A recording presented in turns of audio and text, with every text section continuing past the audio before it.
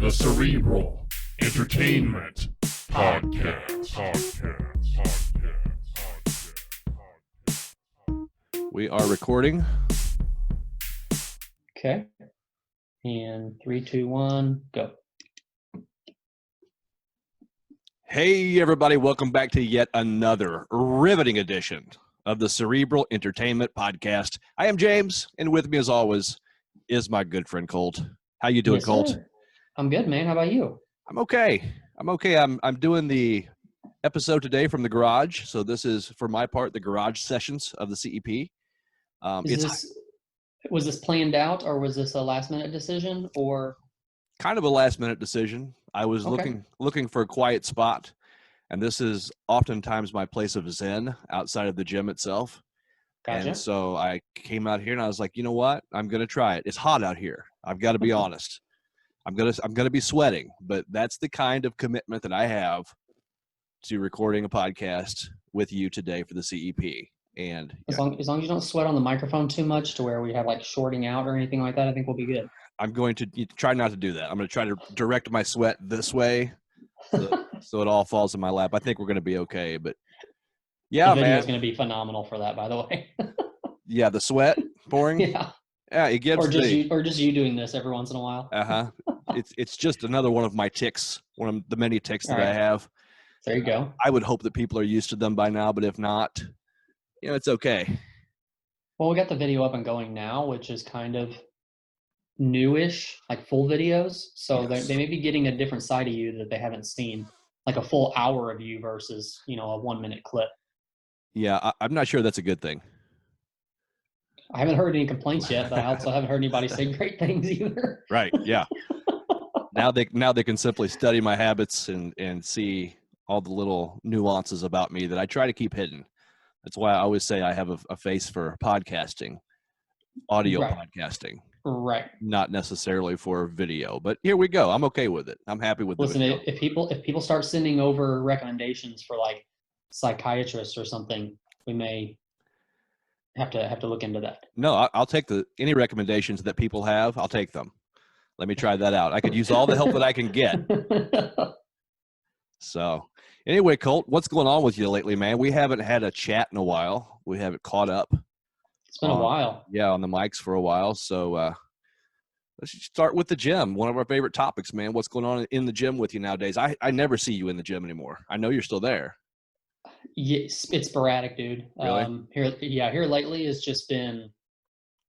I'm more cardio focused right now than anything. Good for you.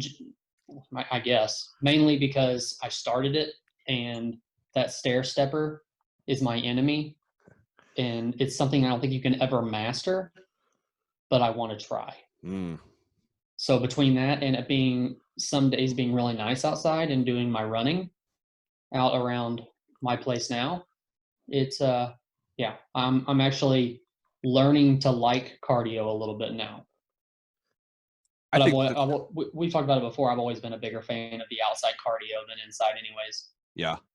No, I think that's important, though, that you've kind of taken cardio on like that, because we don't get enough of it. I mean, right. I know you're the same way as me typically. I do the cardio, not enough, because I focus on other things that, I like to build muscle.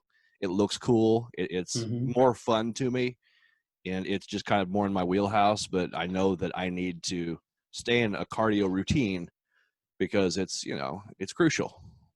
Right. So, but I don't do the outside cardio. I can't do it. I mean, I go for walks. You don't have a bad neighborhood for doing it. Not at all. No, not at all. My little sister, she walks the neighborhood for miles and miles, and it's a great neighborhood to do that. But walking's fine.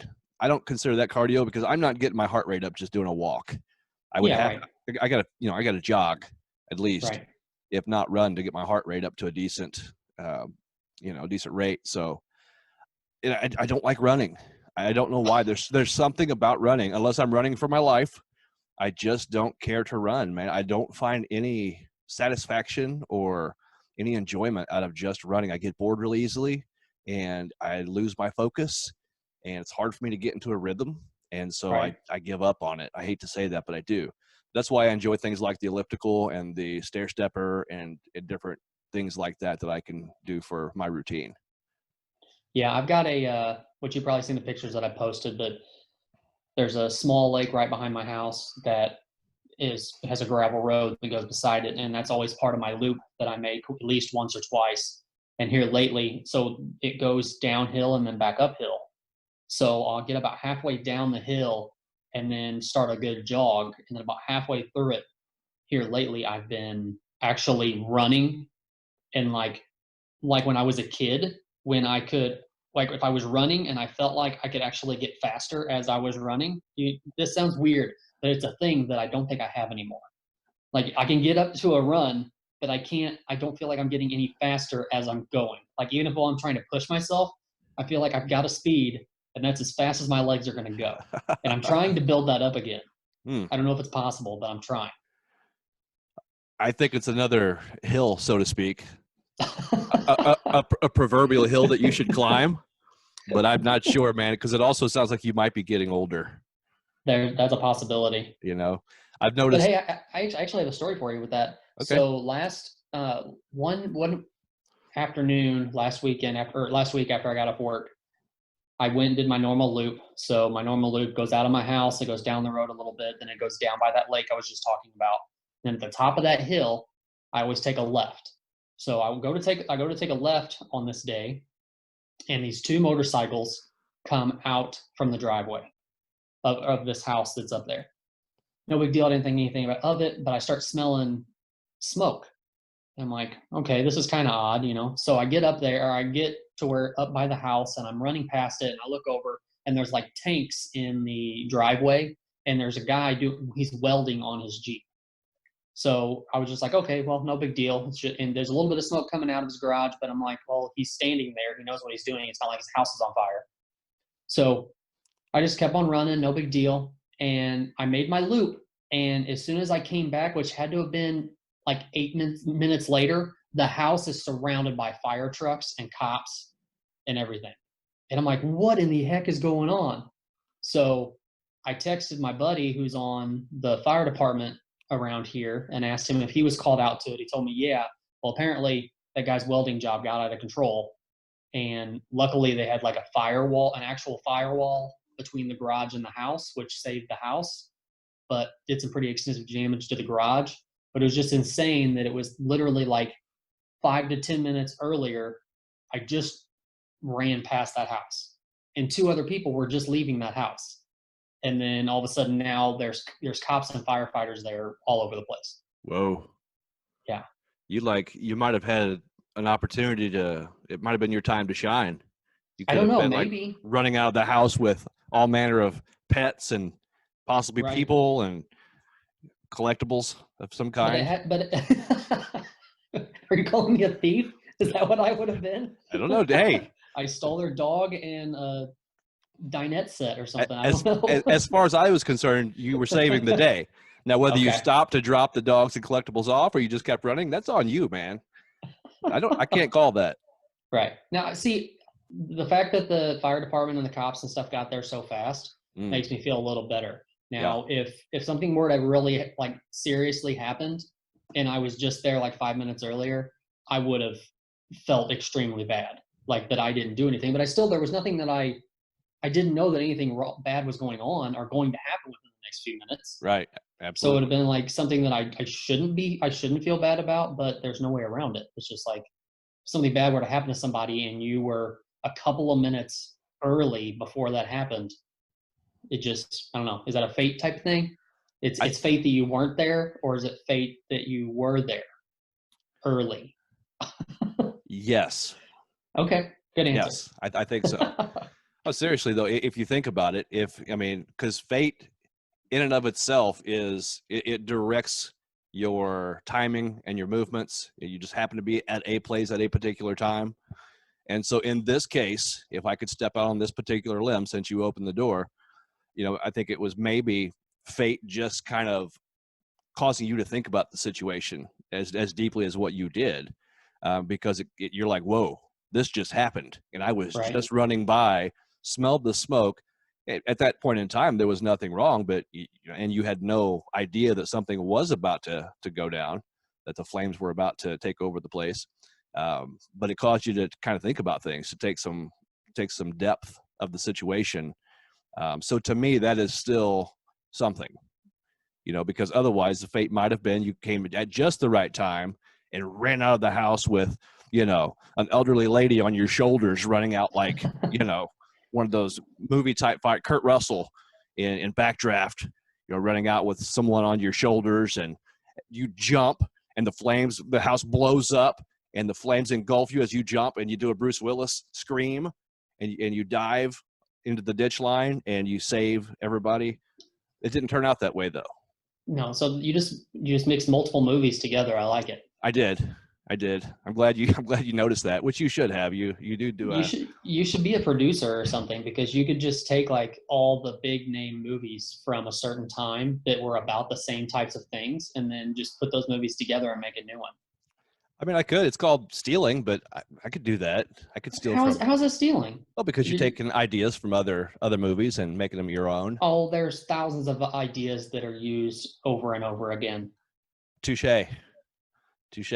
But is it still considered stealing? Maybe. I don't know. Yeah, probably not.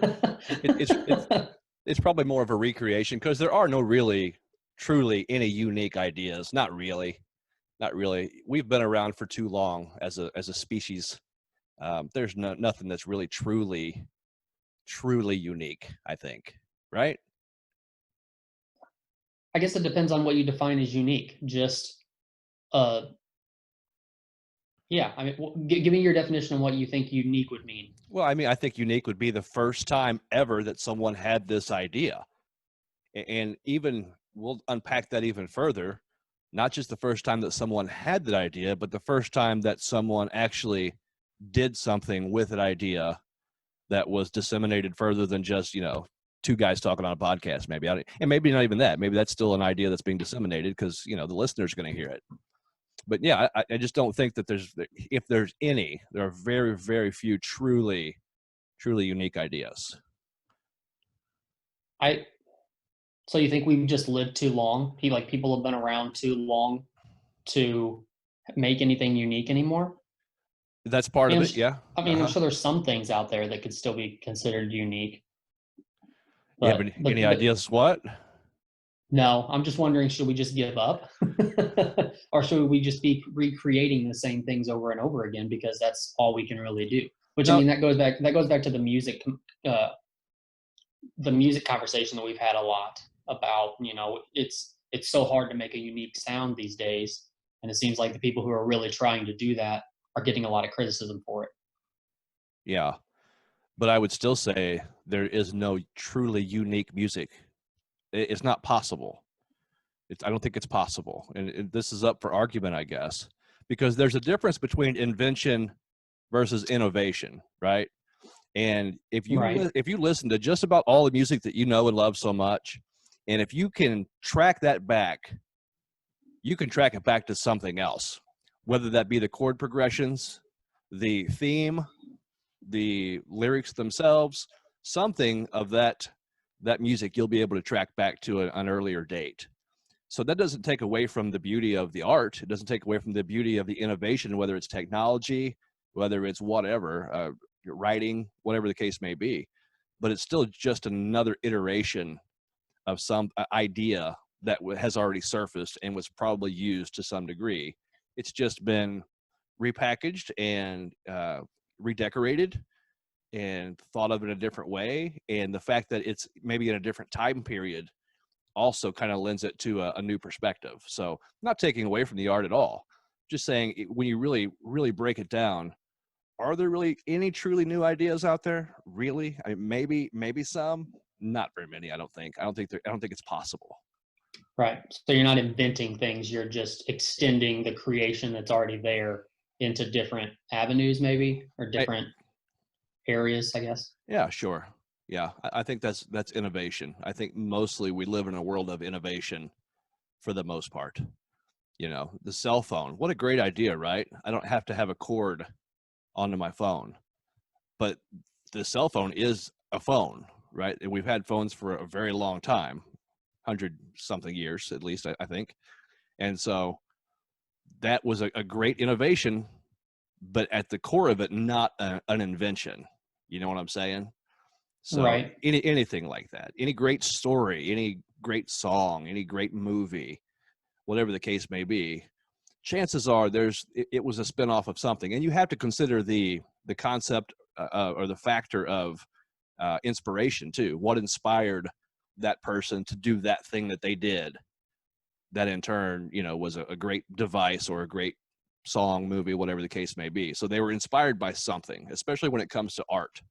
When it comes to art, you're inspired by something, and it causes you to create your own based off of your own emotions, logic, whatever the case may be, thought processes. Maybe not logic, maybe, but it's more of an expression of emotion, I believe.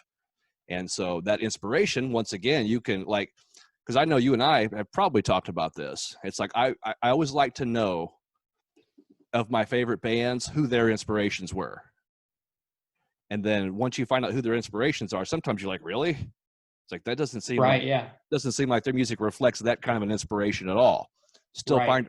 find it interesting because somehow, some way that went into the matrix of their creativity, and out came this thing that they did, and I like it, right? And I may like the other thing. It was just so much different than what they do that it kind of surprises me. But I always like finding out what the inspiration was for those artists, because it's intriguing, because they were in fact inspired to do what they do by somebody else, by something else. Well, like you think about bands that were like the forefront of music, or like that all bands could say they can go back to like the Beatles or something, something along those lines. Like or when you get to heavier metal music, like Pantera was always a big band that people would say were a big influence for them. That I get lost in the woods when it comes to like say the Beatles and stuff like that. I guess because a lot of people will say that Beatles had their hand in leading the way for I guess towards a lot of different genres of music, but a lot of them I can't see that in, and I don't know why. Maybe it was just because it was like a starting point for that style of music that has just expanded and expanded and expanded over time. But I just always get lost in the woods with somebody who says that that they were a major influence. Goes back to the Beatles, and I'm like, I don't hear that at all. I don't know where that comes from. But it's like you said, a lot of times that you hear what somebody says their influence is, and I guess it can be an influence without being like the total thing. Like your sound doesn't have to sound like a band that influenced you, but it could be anything down to just riffs or chords or just the vocals, or you can dissect the entire band down and get influences from different areas. Mm-hmm. Yeah, and I think that band could have been influenced by someone like the Beatles, and it still not really be expressed in their music at all. It was just kind of the foundation for them. Maybe that was the band that turned them on to wanting to create music, simply because of the depth of the Beatles when you break down their lyrics. Controversial as it may be, I'm really not a fan of the Beatles. I'm just not. I can appreciate the Beatles, and I do appreciate what they did for music and to music, but to sit around and listen to the Beatles, I never do. It's like it's not even on my secondary or third or fourth playlist. They're just not there. I can hear a song sometimes and be like, yeah, I can say that's pretty trippy. I like that. I can dig where they're going. Or, yeah, that's cool, or that's deep, but it's just not the style of music that I want my brain to feed on. It's really not. And that's what music is. It's brain food, right? It directs my paths. It directs my mood and my thought processes, and it sends me on a particular path that I'm wanting to go down at that point in time. And they're just never on it. But once again, to kind of bring it back to the point, I can realize and understand the importance of the Beatles, not just something that I like or dislike. It's something that was very profound and shaped the entire rock and roll industry, basically. Right. And so, I think that I always try to encourage more folks to try to do that with music, even if you don't necessarily like something. Like, I'm not a big Michael Jackson fan. I like several of his songs quite a bit. A lot of it I don't. but still appreciate the way that he shaped profoundly the music industry and what he did for the culture and how it just progressed from there. And I got to say, without Michael Jackson, we wouldn't have Alien Ant Farm's rendition of Smooth Criminal, which is a great song. Just going to throw that out there. You think it's like 50-50 down the line on who likes Alien Ant Farm's rendition better? Ooh. Maybe because of the younger population, which I am not a part of anymore. But so what's your take on a band being on a band rising to fame off of a song that's already been done? What's your take on that? Well, does it bother you at all? It's not original? I want to preface by saying that they did have movies before Smooth Criminal came out. But it was the same album, wasn't it? It was. And Smooth Criminal was probably more of a catapult for them to achieve the status that they achieved more than movies. But no, it doesn't bother me. It doesn't bother me one bit. It happens all the time. Right. Who's the band that redid the Cranberries Zombie? Bad recently? Wolves. Bad Wolves. Yeah. Okay. No, that's one rendition where I prefer the original. It was because that was in my time. The Cranberries that was in my favorite era of music, throughout the 90s. But as far as I know, that really put them on the map. But I don't know Bad Wolves very well. But that's the song that I know from them. Even though I don't like the rendition as much, where I prefer Alien Ant Farm's rendition of Smooth Criminal more than Michael Jackson's. Either way, it doesn't. I'm not mad. I'm not a hater. I don't hate.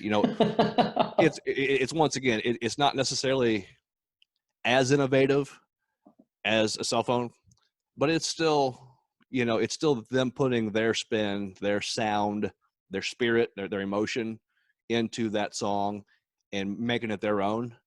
And I appreciate that. I got nothing but love. How about you?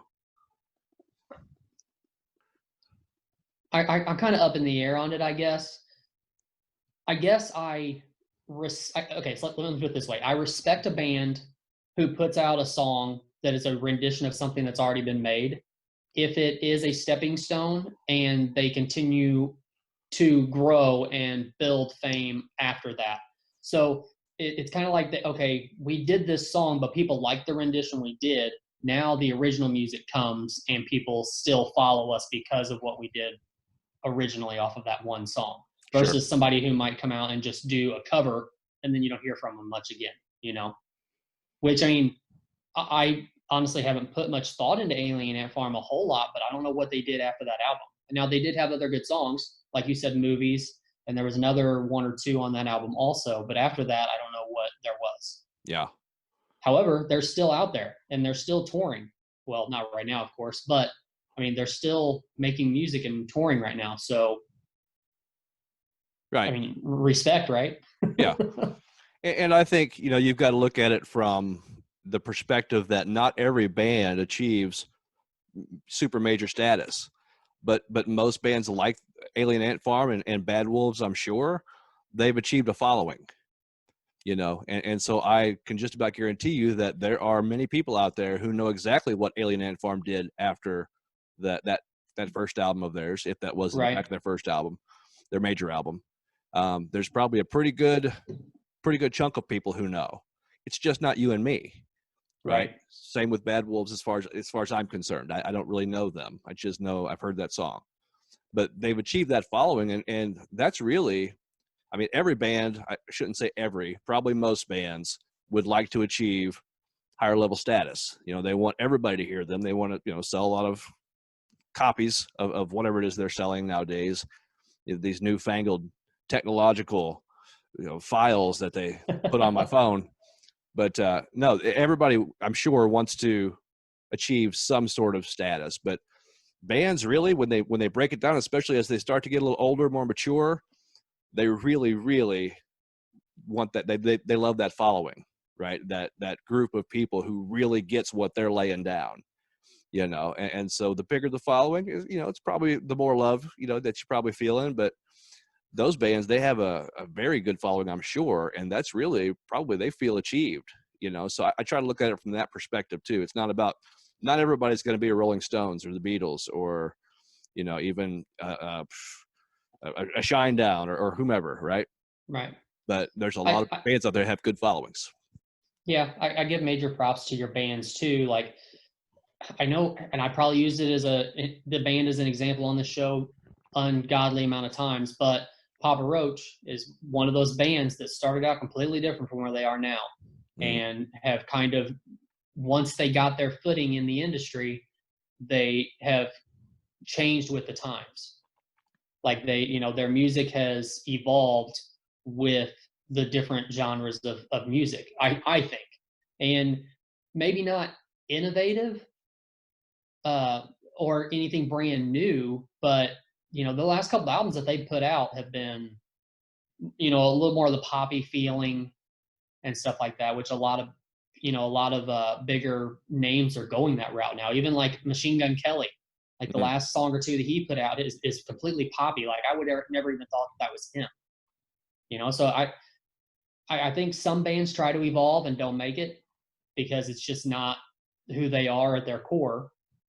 But I think the ones that really succeed are the ones that can evolve with the times and, I guess, keep that following. Like maybe keep enough of that sound of who they originally were and the following they originally had, but add in the other things to gain a new following also. Yeah. Yeah, I think those two elements are important too. And I don't know how much of a standard, like a standard thought or strategy that is for a musical artist, but it seems pretty solid to want to build your following first and then try to reach out to anybody new, because I mean music is it's for the kids, right? And so I'm an older guy now, and I still like mostly the stuff that I liked when I was in my 20s, even teens to some degree. Well, this is actually a decent topic. We talked about on Raised on the Radio, me and Patrick did, but with me and you too, because we talk about music all the time. And have you heard the new stuff going on with Spotify? Like the CEO of Spotify, the statement that he made about because everybody badmouths Spotify and downgrades them because it's one of the lower paying platforms for bands to make money off of, because the money is so low per stream that they get. But the CEO came out and made a statement basically saying that you want to make money, make more music. That's basically his thought process. And I'm like, okay, but if you're not a massive band right now, like say you're not a Breaking Benjamin who no matter what you put out, you're going to get millions of streams. It's just going to happen. If you're not that big and you try, like, the money you're going to have to invest in paying for using a recording studio and a producer and an engineer and all these things versus what you're actually going to make if you're trying to put out 2 albums a year, it's like it is even worth it to be in the industry if you're spending all that money and not getting it back. Does that make sense? It does. And let me know if we're getting some lag on your end. I'm getting a little bit. If it gets worse, I might have to adjust. But a problem that I see therein with that problem is that what you're doing is asking artists to just churn out art, just churn out music. That might work for some artists, but other artists need time, right? It's a process. Yeah, right. It's based off of their particular creative process. And if they don't churn it out, then what he's saying is, well, then you're not going to make it on Spotify. And right now, if you don't make it on Spotify, you're not going to make it unless you're already huge, like you said, like a Breaking Benjamin or somebody who already has such a huge following that they've got no worries. So I don't like that from jump. I don't like the fact that this isn't an assembly line, right? This is creativity. And if you try to force that creativity, then chances are you're going to make subpar art. Maybe not. There are some bands who can do that, They put out an album every year, every other year. They have been for 20 years. That's fine for them, but for others, it might take them 3 or 4 years to get out the next album, sometimes even longer. I don't want to rush that. I don't want them to rush that just so they can, kind of meet the demands of today's technology. Right, and that's the bad thing, is that even if you look at the time between albums on even some of your massive bands, they're not putting out 2 albums a year. Like 2 years is, for the most part, the bottom line of how, the smallest amount of time that you're going to get between records. But you also have to include like touring and they're trying to change the model completely when it comes to streaming, because if you're a band, you want to put out an album and then you want to tour with that album and play that for people and try to hook all those people onto it also. But I mean, in the way he's making it sound, to make money, you're going to put out an album, maybe do a month or 2 of touring, and then come back and put out another album, and of course, also all the time that it takes to be in the studio. It's not just like you go in over a weekend and it's done, and then the engineer having to put it all together and everything else too. It's just, I don't see how it's feasible, and I understand where he's coming from, but I don't agree with that thought process in general. I don't. Yeah, no, I don't like it either. It's like with something like Spotify, I would assume, at least, I'm sure it took a lot to build the program, the app, to get that ball rolling. But now it's just as easy as them taking a file and blasting it out. It's pushing some buttons. But right. But the creative process still is the creative process. It's still not pushing just a couple of buttons, right? Like you said, right. There's this whole getting into the studio process. There's the creative process in the first place, writing the songs, making sure that you put your all into that song because you want it to really reflect what it was that you were feeling when you wanted to write that song. And then you've got to get into the studio. Then you've got, you still have to try to do tours and promote and all these things. And Spotify is just saying, no, come on, catch up, hurry up. We need more. Right. We need more. I disagree with it. And to some degree, I don't know how we're ever going to be able to recapture the olden days, right? Back in my day when we had these things called CDs and you had to buy them in order to listen to music. But that was more indicative of I think the creative flow, the creative process, the time that it took, and it complemented the artist and their process, and to some degree rewarded them. Even though now you can get a lot more music out there, like people whose music I probably would have never had the chance to hear because I subscribe to Apple Music. I go and I download it, and now I'm a fan. Whereas before I would have had to have heard them. I'd have had to go seek out a store. And back in the day, you had, maybe places like Vintage Vinyl there on Delmar was one of the only places you could really get good local music unless someone blew up like The Urge or Gravity Kills. But the Vintage Vinyl, you had to go and you had to go pick up some Fragile Porcelain Mice or some New World Spirits or some of those Stir, Great Big Everything, some of those local bands that I enjoyed so much in my early 20s. But you had to go seek that out. So that's just another part of how even though the CD or the file process on Apple Music, Spotify, whatever, is so easy, and you can proliferate more music from people who are still trying to get their footing in the industry. It's still kind of, in a way, making the whole thing a little cheaper, as a, not financially, you know what I'm saying? It's kind of cheapening the process a bit. Not to take away from the artist, though, ever. Right. Well, it seems like an artist needs to put out, like it almost seems like singles are the best route to go. If you can put out a couple of singles a year instead of putting all the effort into a full-length album or an EP or something like that, if you can catch fire with a couple of singles a year, then you're good. But these kids aren't kids. This sounds like I'm old.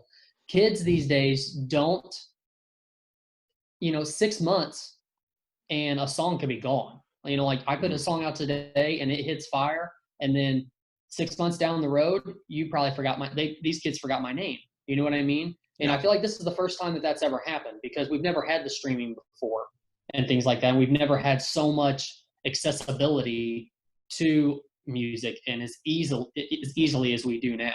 It's always been, like you said, you got to go to the record store, or you got to, get that cassette tape or that CD or whatever. You don't have, now it's just on your phone. It's just easy to get, or on YouTube or something like that. So yeah, it's just too easy for these dang kids. Yep. I wish they'd get off my lawn. But you're right. It's a double-sided coin. It's a catch-22. I like the convenience a lot. I get to hear a lot more music and enjoy it on a regular basis, because I had a pretty formidable CD collection several times coming up. And those CD collections went with me in my traveling case, in my car, on many a journey that I'm lucky to have made it back from. And those CDs were the soundtrack to my life. But still yet, that soundtrack was limited because they were costing me, $10 for a while. And I think they went up to 12, for a while. And it was costly. And the CDs also get scratched, or my CD player would eat them and they would never return, or something like that. Someone would borrow them and I would never see that CD again.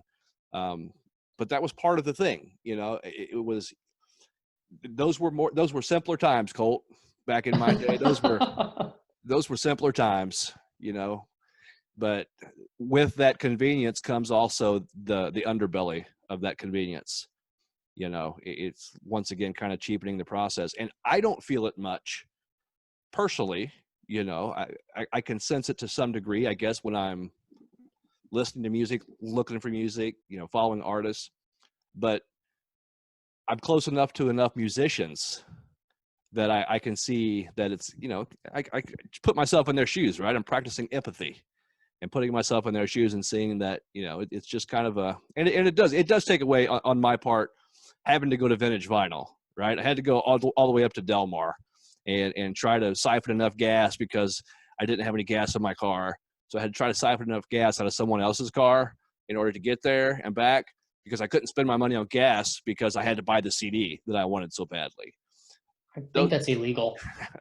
I'm just throwing that out there. Well, I think I'm well beyond the statute of limitations, because we're talking, probably 23 years ago, something like that. So I don't know what the statute of limitations is on siphoning gas, but if anyone out there knows, please give me a holler, because I may have just incriminated myself. Have you seen the artist Tom McDonald on Facebook? I don't think so. He's a rapper. Okay. He's interesting, and he's completely independent, self-made independent guy. And from what I can tell, he's got a huge following. It's like, I'm not a real big fan. It's okay. It's kind of I don't know. I'm not going to do it. I'm not going to disparage by correlating him with anyone else's. Right. Yeah. I'm not going to do that. But check out Tom McDonald if you get a chance. Not necessarily because I'm trying to turn you on to his art, but just check out his process. And he's a guy where you could say, okay, he has his finger on the pulse for this whole technological, independent, sharing files, Spotify, Apple Music, because he's still selling a lot of physical copies. And that's what artists like him and others have figured out. You have to, nowadays, you can't just put out a CD necessarily. I mean, you might be able to. I shouldn't say never. You should never use that definitive language, because someone's going to prove me wrong. I didn't mean never. But oftentimes you have to add something special to a CD, whether it's album art or extra songs or something like that, that you can't get on the digital format, so that it's actually worth it for people to pay for an entire CD, right? Right. And I guess it looks like he's got his finger on the pulse of the new way to put out music. I'd advise checking him out if I were you. So what do you mean by the new way of putting out music? Like just by streaming and stuff, like not having to worry about that, the album art and stuff like that? Is that what you mean? Yeah, the new way to proliferate music to the masses. Yeah. Gotcha. Through technology, through these streaming sites, streaming apps. But I guess the main thing is just the marketing. Like I guess kind of what you're saying is that he's got his finger on the pulse of what it takes to market something to the masses of people the right way, using the right outlets to market versus, not just the music, it's just getting the music out to people in a new way. Not like they used to, although they are still doing that with bringing records back now. You can still do cool album art and put the lyrics, in with the record and stuff like that. Yeah. Which that was, I don't know about you, but that was a big thing for me too back when I was buying CDs, was to get the lyrics and stuff, because I might be able to hear them clearly, but I've seen that meme on Facebook every once in a while where it's like the devastation that you get whenever you read the lyrics of something and you realize you've been singing it wrong for 20 years. No, that meme was written for me. Like I have sang songs for 20 years, and some of them I thought for sure I knew what the words were. It wasn't even a question. And then now Apple Music has all the lyrics on there. All you gotta do is press, the lyric button, and it shows you the lyrics as the song is going too. It highlights them and it scrolls. Pretty nifty. I always wondered, and I don't know if you know the answer to this, but since I realized that Apple Music has that, do you think that's something that the artist has to pay extra for to have that? Because it's not every artist that does that. You can't get the lyrics on every artist. Really? Like bigger names, of course, but just because it's on Apple Music doesn't mean you can automatically get the lyrics. I got you. I don't know the answer to that question. Maybe it's just that they don't do it for the smaller, less well-known artists because they're just not more well-known. So it takes a little more time and energy to do that. And so they're like, nah, not for you. You're going to have to sell some more downloads before we put your lyrics up there, pal. Right. No offense. It's business. No, it's just business. I have no idea. Right before Apple Music, shouldn't say right before, but because it's been around for some time, but I remember when I found lyrics.com. Did you ever look at lyrics.com? No, mine was A to Z lyrics. Yeah. I checked that one too a lot. But those particular sites where it was like a light had shone down from heaven and said, "Here, James, you don't need to make up lyrics anymore. Let me let me help you out with this." And so I would refer to the site, one of those two websites, as I was listening to the song, and it wasn't always 100% accurate. It was never 100% because I found some mistakes. It's okay though. For the most part, it was that light. It was special. And that, to me, that was kind of the beginning of technology as we know it, as far as just the internet supplying every possible want and need that you could have for information, things like that. It was also kind of a golden era for me. That's when a lot of your, downloading sites first started that may or may not have been, used the way that the law enforcement would want you to use them.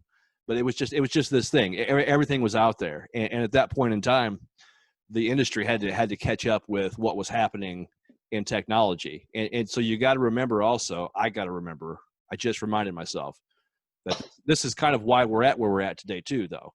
The music industry didn't start the whole downloading music. Right. They didn't start that process. It was started by computer programmers, whoever made those sites, your Pirate Bay, your things like that. Those are the ones who really started this whole thing. And the music industry had, as well as the movie industry to some degree, they had to keep up with that. They had to mitigate for that factor of people are going to get this music one way or the other. So if I don't provide it, I better provide it, because otherwise they're going to get it and I'm going to get nothing for it. And in that sense, the artist wouldn't either, which was bad for them. Right. Yeah. So, and on that note, imagine what it's going to be like 20 years from now. You anticipate a lot of change in the next 20 years? I don't know what kind of, I do, but I don't know what kind of change will happen. I don't have any predictors that tell me what direction we're going in, right? Like, do you? Like, I mean, and I guess we're not just talking about music. We're talking about anything in general. Just 20 years from now, what do things look like? I don't know. Especially this year. I mean, nobody would have thought this year was going to happen the way it did. And I don't know. Now, in the middle of all this, it's even harder to predict what future. It's harder to predict what next year is going to look like. Yeah. Much less 20 years from now. You know. Yeah. I think that this year is it's going to direct what the next 20 years are going to look like. How we get out of this whole problem that we've got with the pandemic, with social distancing, with the shutting down of so many businesses and things like that, the redirection of money at huge levels, how this is all going to shape, which is really just kind of, in a sense, is just the redistribution of wealth, wherever that comes from. It seems like it comes straight out of nowhere nowadays. Like they just make money and they put it towards something so that it will not fail because it's too big, whatever. But the next 20 years, I don't know. Music-wise, I can't see how things can possibly change much more. It's like, what else is there possible, right? Right. There's no, like before, when you first had Pirate Bay and those kinds of downloading sites, there was banter for years, several years, about how the music industry and the movie industry is going to have to adjust their sales in order to keep up with that current, that wind. But there's no banter right now as far as to where it's going to go. It seems like you've hit a place where technology has taken us to this spot as far as just audio music goes, right? What else can you do? I think the biggest things that are going to change are probably going to come in medical technology. I think that they're going to have to like rebuff their approaches to how they're going to approach the medical model of how to take care of people, especially maybe in a country as large as ours, because I know there are some smaller models. They're doing some things. Seems like it's working pretty well, but I think even the technology itself is probably going to see an uptick because it's like, okay, this is real, right? We've got Corona. It's across the planet. People are dying. People are suffering. It's costing not just the people a lot of money, but it's costing the system a lot of money. It's costing the financial system a lot. And so we don't want this to happen again. So we need to figure out a way to keep people healthier, not just based on COVID, but it's probably going to expand that line of thinking. Yeah. So let me ask you this: as far as like Corona goes, I don't know what your opinion is on if you think things are lightening up or if you think we're still in the midst of a lot of craziness. I don't know what your thought process is, but what seems weird to me is over the past couple weeks, I'm sure you've followed some of baseball and how a lot of these teams are getting like having to postpone games, and a lot of the players on these teams are giving COVID and stuff. But it doesn't seem like it's that big of a deal that they're getting it. It's just like just making statement that they've got it. So like a month ago, if you had Corona, we in everybody's minds, it was you were on your deathbed. It was like, holy crap, you're probably going to die. If you have any kind of a suppressed immune system or anything like that, you're probably going to die. Now it's like, oh, Yadier Molina's got COVID. He'll sit out for 2 weeks and he'll be back. No big deal. It's like, it's almost like it's finally dumbed down to, hey, it's a virus and people get over it. It's just not, I don't know. It just seems like for a big name like Yadier Molina to have it and it's not a deal. It's not a big deal. Why should it be a big deal for any of us? Is it now dumbed down to, hey, the flu is a virus. This is also a virus. You can get over it as long as you treat it right. Hey, listen, when I heard Yachty got COVID, I went out and I got all the toilet paper that I could find. Oh, did you? Well, that's good. That's why you're in your garage, actually, because your house is too full of toilet paper. That's exactly right. And pork steaks. It took me forever. Oh, there you go. It took 2.5 months before I could find pork steaks again. When all that first hit with the toilet paper fiasco, it was also a Yeah. pork steak crisis for me, man. It was tough. You're probably the only one who had a pork steak crisis. I guess so. Everybody else was buying them, and I didn't get any. But no, I don't know. It depends on your perspective. To answer your question, I just this past week, I experienced, excuse me, I experienced the first loss of life from someone that I know closely from COVID. Okay. And that was it was a husband and wife. They both died within less than a day of each other. Wow. Yeah. And so that hit pretty hard, you know? So that in and of itself, like I said, it was my first experience personally with anybody that I've known directly who suffered from COVID. Now, these were elderly folks, and he was very sick for a while. He had declining kidney function for a long time, and she had actually succumbed to double pneumonia, I believe, before she was even tested positive for COVID. So that is the immunodeficiencies that we expect people who are going to have the biggest problems when it comes to COVID-19. I love those people too. I was close to them for a long time. Very sweet people. Loved them to death. But I was just going to say, getting down to brass tacks though, they were highly susceptible to probably just about anything. And since COVID is a respiratory, it's pretty intense respiratory illness. If you have any respiratory, malfunction whatsoever, then that's when that's going to happen. You know what I'm saying? For somebody like Yachty, he probably doesn't have anything to worry about. He's a healthy dude. He's just going to ride it out and do his thing. So are you on the conspiracy spectrum at all, as far as, is it possible that they didn't actually test positive for COVID, but the hospital might have said they did? Because, I mean, isn't it true that hospitals do get money for any patients that test positive for COVID? Is that true? That's my understanding. Now, I mean, what's your thoughts on conspiracy on that? Do you think that because somebody is really sick already, slap a COVID sticker on them and let's get some more money? Well, you started out this question by stating that you don't know if I, James, am on any kind of conspiracy theory train, basically. The answer to that always yes. Yes, I am. You can. Okay. Anyway, well, let's bring it down to this specific topic. Yes.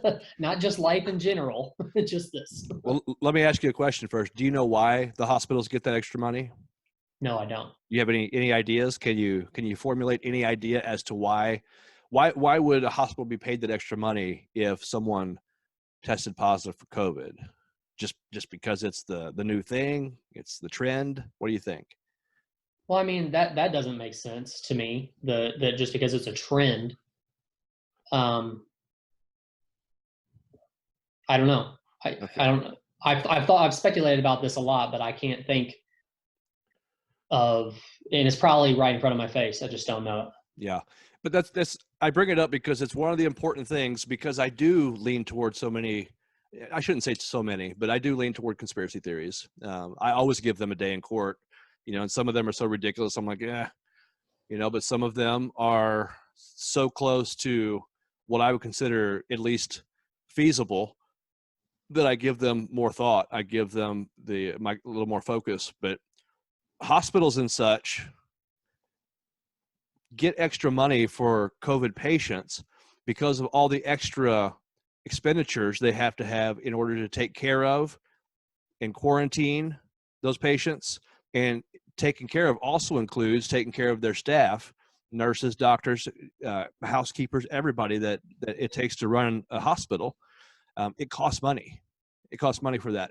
And so when there is a COVID patient, or if there's an influx of, imagine New York City, which was just inundated. Their hospitals were inundated with COVID patients, and people were actually, it seemed like, I wasn't there, but according to the media, it seemed like people were really, really, I hate to use this term, but they were dropping like flies. They were really succumbing to COVID-19, and a lot of people were dying, they were perishing.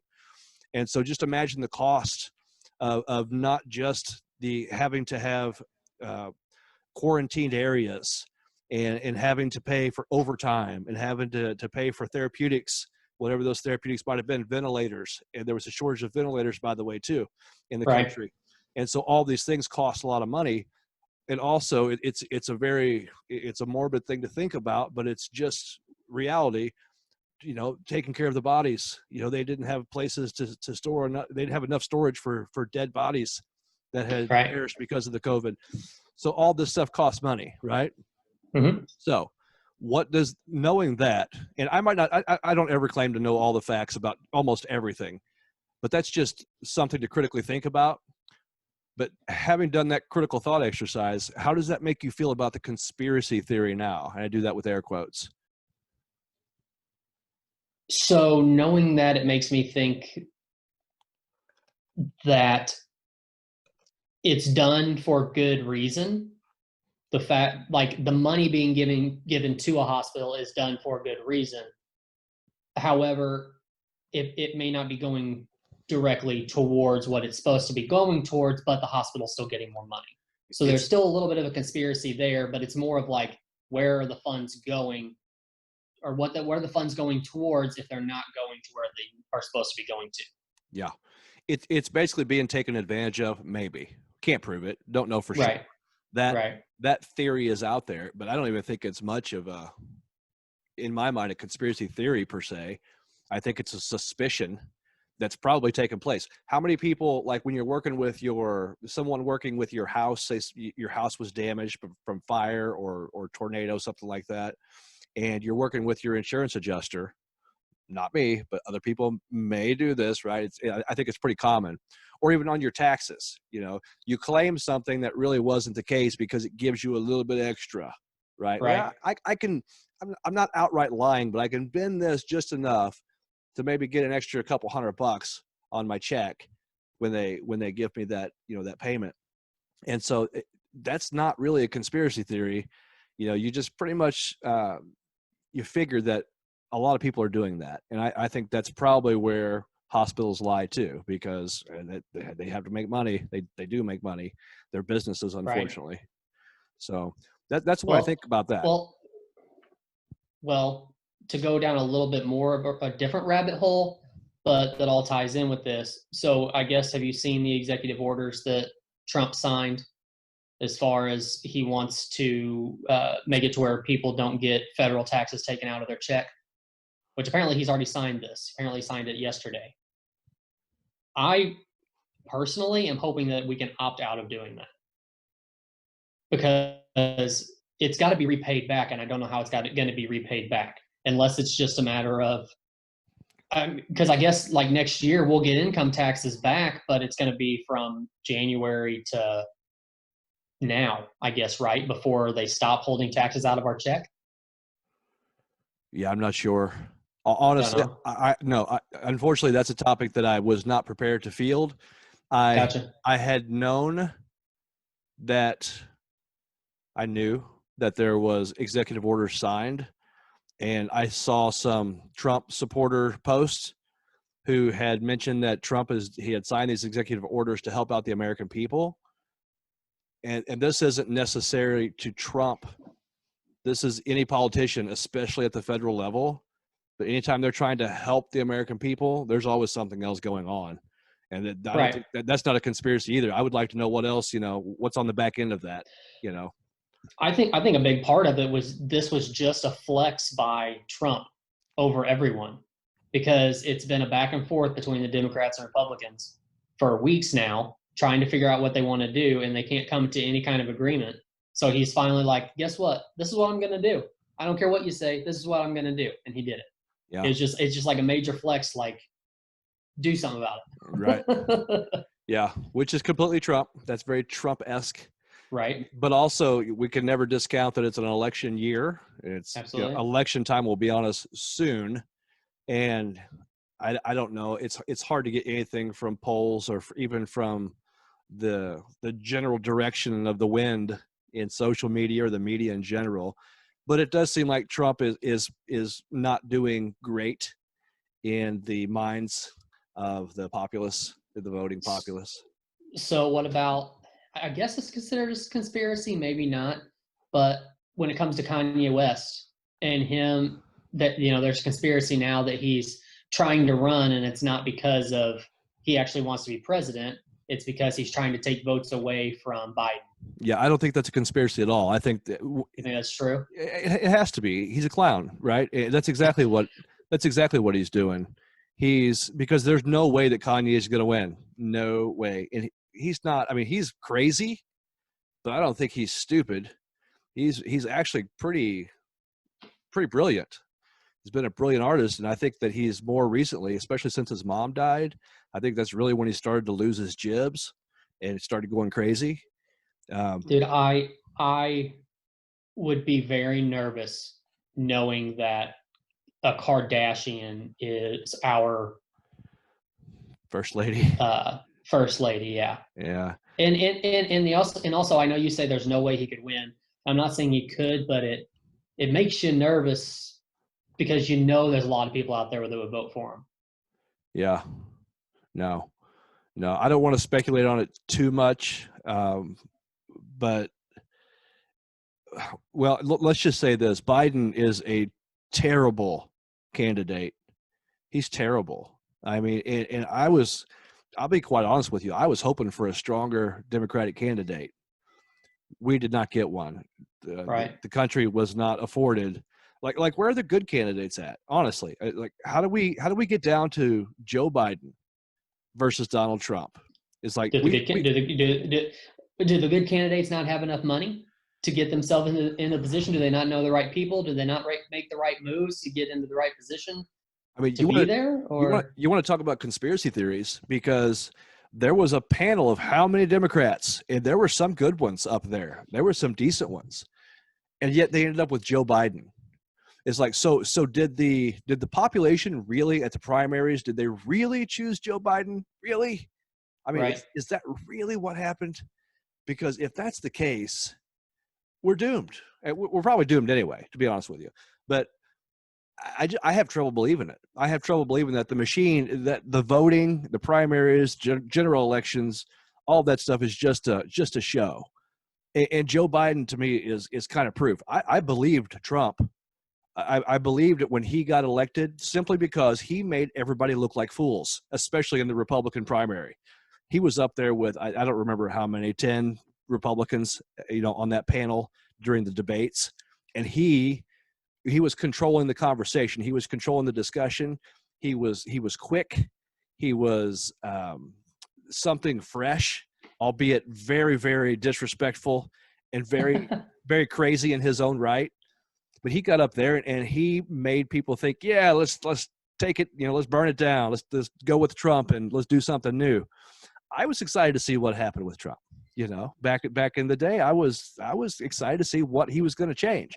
Now, it's kind of embarrassing. I'll be honest with you, that just his performance there. Not that he hasn't done anything good. Honestly, I don't know. I'm so apathetic to politics nowadays. It's difficult for me to really dive in too deeply because I just want to pull all my hair out.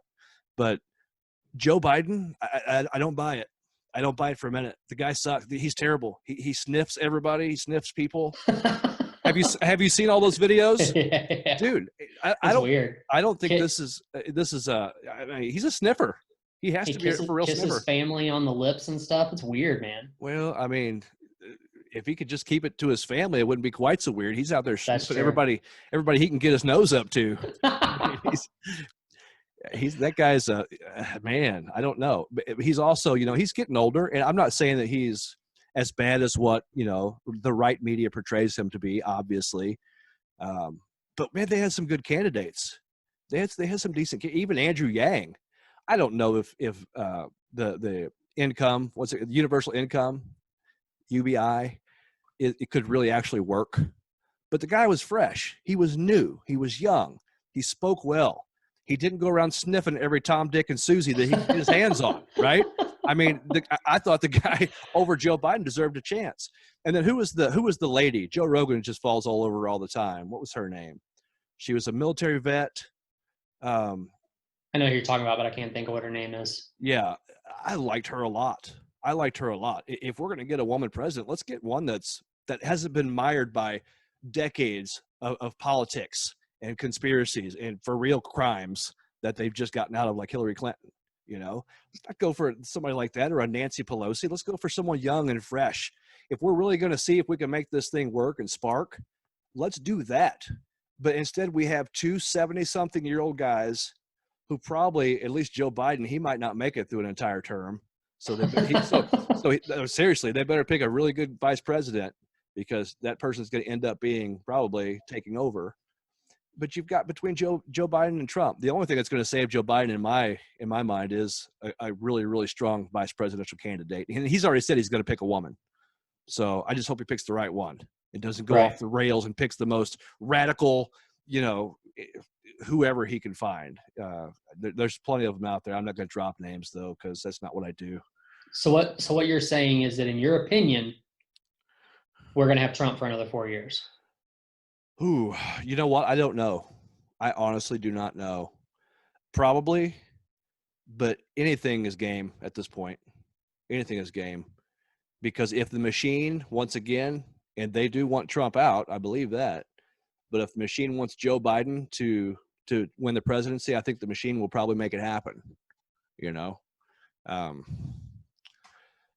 but I don't know. I'm not going to be surprised either way, to be honest with you. I will not be surprised. I just wish they would have. I wish the Democrats would have gotten a younger, fresher, someone who's willing to be a pioneer, or someone who's willing to, deviate from this crazy status quo, this nightmare that we've been living in politically for decades. I think we could still maybe add a spark, which could ignite something maybe even special in this country. But we're not going to do it with Trump or Biden or anybody like that. Nancy Pelosi, Mitch McConnell, these dinosaurs, and they keep getting voted back in. How? Why? Who's doing that? I would like to just shake some people sometimes. Yeah, Trump was a bad idea, but at least he was different. At least he was something off the rails, something we hadn't tried before. Something that was completely new and different. And yeah, it could be even worse than what it has been. Anybody with their finger on, with access to, the button, the nuclear football is always something you got to be concerned about. But at least it was something different, I don't know if 4 years is enough time to unravel what's been done for one president to be in office.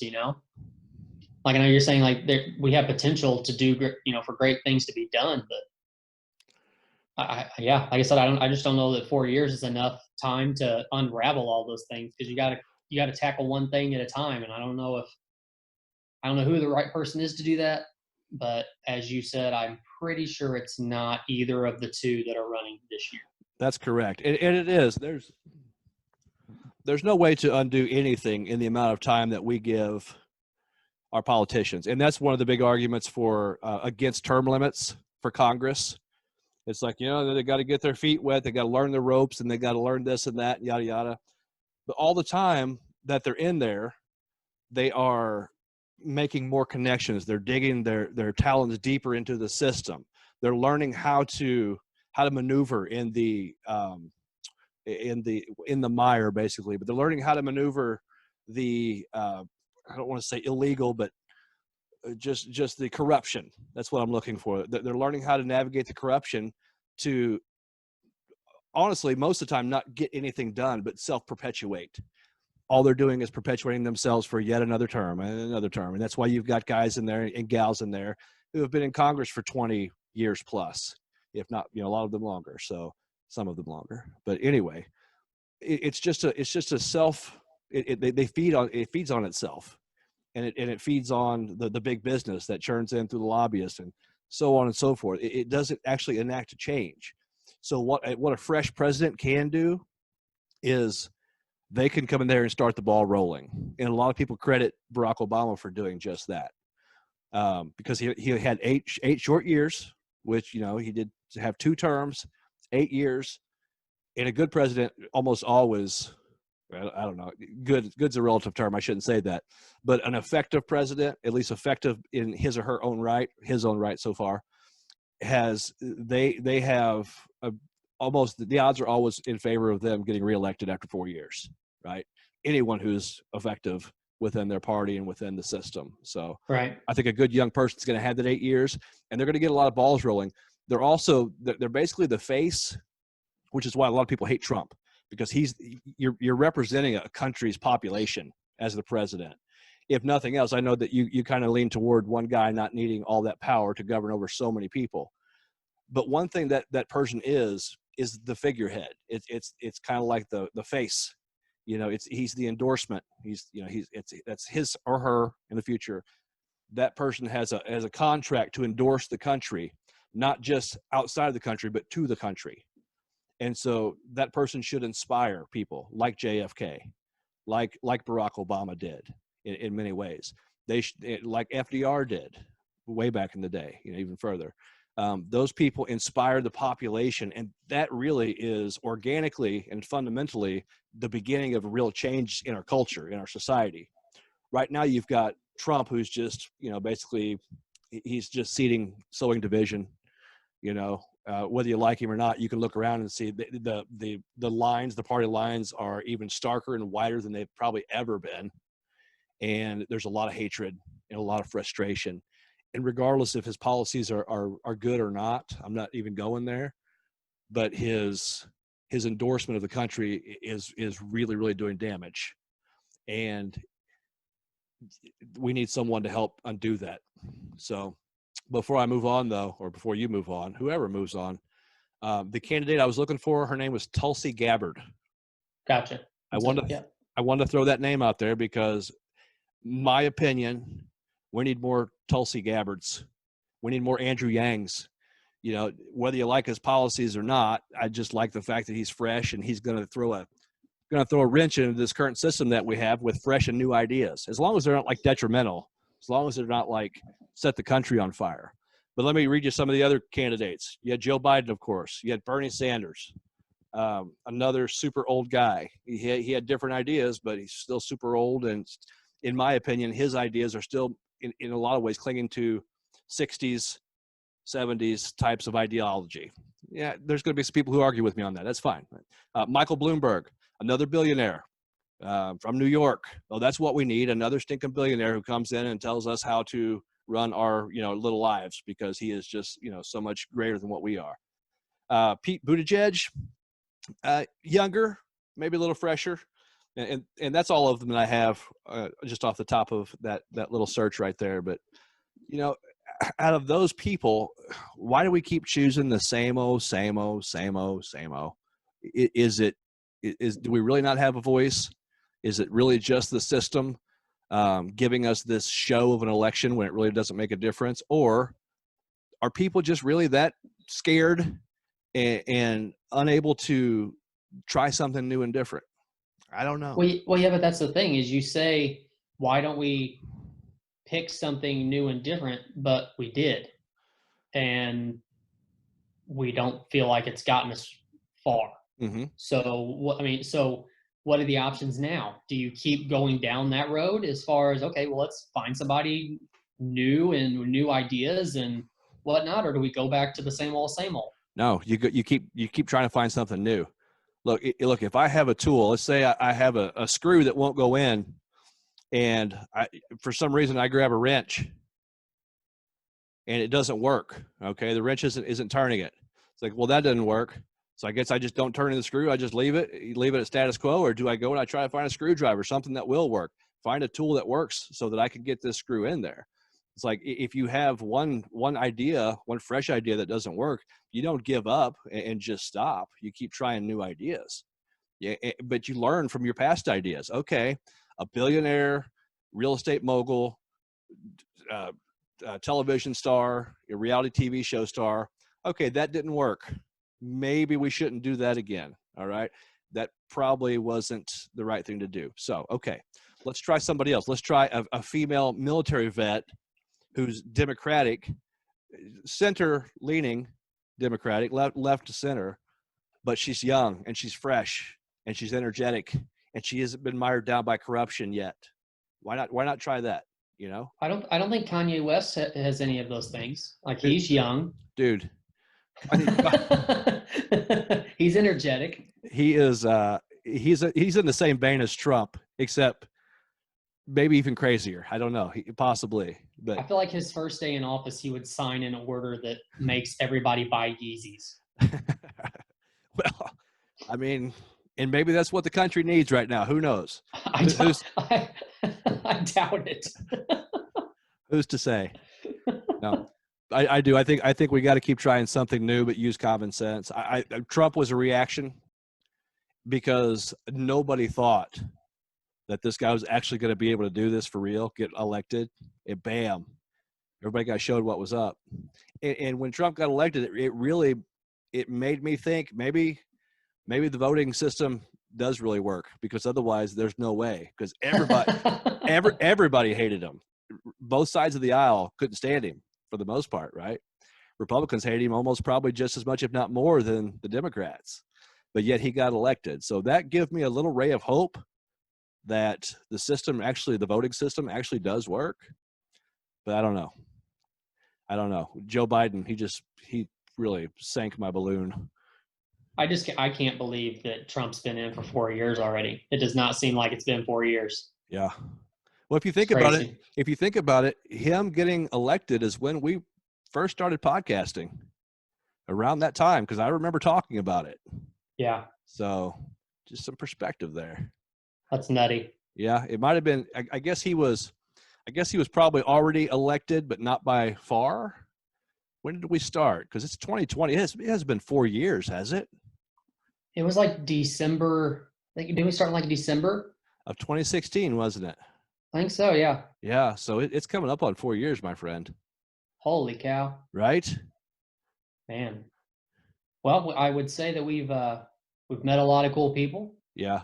And we've gotten to interview and talk to a lot of cool people, and we learned how to talk to each other and how to interview people. Yeah.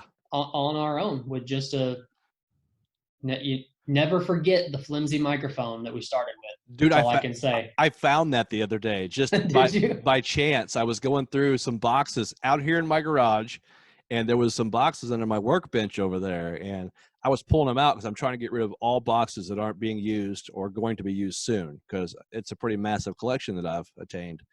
But I pulled this box out, and there's that little flimsy microphone. I was like, dude, and I couldn't bring myself to throw it away.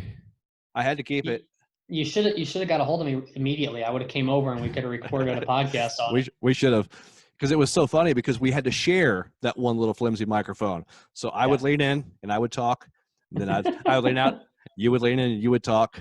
And it worked because it was kind of like our cue. We knew there was no interrupting so much, because unless you were leaned in, no, it wasn't your time to talk yet. You got to wait. I'm still leaning into the mic. So. Well, you can't ever get rid of it, just so you know. Yeah, I won't, because I was throwing stuff away, and I would look at it, I was like, I can't do that. I need to probably find a frame for it, or a box or something to put it in, to put on a mantle. I was thinking of bronzing it, having it bronzed, like that would be awesome, as long as we can still use it. Oh, I don't know about that, but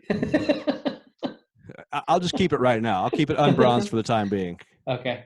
But yeah, you mentioned all the people we met, man. The best part of this podcast, aside from just, getting to spend a lot of time unpacking conversations, is great, but the relationships that we've made with people out there, made some very, very good connections that we probably wouldn't have made otherwise without the podcast. Right. I don't want to start mentioning names because I'll forget somebody, but just some people gotten pretty close to, man, and it's awesome because they're really good people. They're in depth in their knowledge and in their passion, and they're inspiring, and they're just all around great people to know. And so that has definitely been probably the biggest indirect benefit of having this show, and it's been awesome. So shout out to all you folks. You know who you are. That's right. Well, on that note, are you ready to get out of here? You got any more topics? No, man. The only topic I've got left is all of the sweating balls that I'm doing out here in my garage. But I like the environment. The atmosphere has been nice. I just got to work out a decent mic stand so I don't hold this mic the whole time. But and Yeah, you should. That should just be your new office, I think. you know, it wouldn't be so bad. It wouldn't be so bad at all. It's got good ambiance, other than the heat, and the lighting's not bad. I still need to work on lighting, but I'll get there. You know, maybe by episode 250, I'll have things worked out. Yeah, yeah, I've got some work to do too because we literally just listed our house today. So moving to the woods. So internet's going to be interesting to figure all that stuff out. But Yep. we're going to make it work one way or the other. Right on, brother. All right, man. And we are out.